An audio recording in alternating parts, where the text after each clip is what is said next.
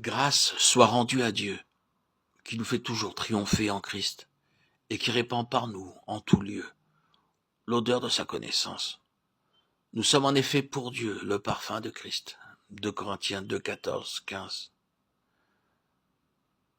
Le vocabulaire paulinien, avec les expressions qui lui sont propres, est celui d'une histoire, celle d'un homme, en Christ. 2 Corinthiens 12, 2. Son langage dense exprime la profondeur de sa vie spirituelle et laisse voir la place de la croix dans l'homme. Il faut arriver à Paul pour recevoir une telle lumière quant à ce qu'est, aux yeux de Dieu, le ministère de l'Église. Je ne sais comment exprimer ce qu'a produit cette révélation dans mon cœur.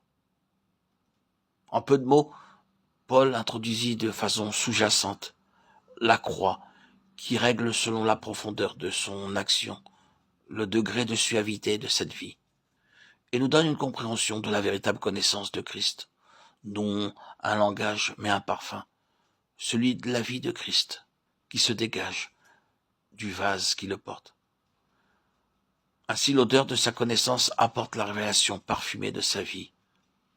Oh, combien cette odeur doit émaner des profondeurs de notre être intérieur et s'ouvrir une voie par le chemin de l'épreuve et les sillons de la souffrance.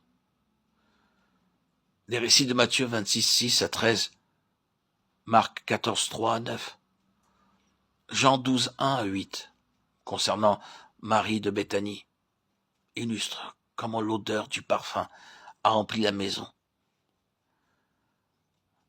Chacun de ces passages exprime une progression dans l'expérience du croyant. Le brisement du vase est une étape fondamentale dans la vie spirituelle, sans laquelle la vie de Christ restera confinée dans l'homme intérieur, sans pouvoir trouver une issue.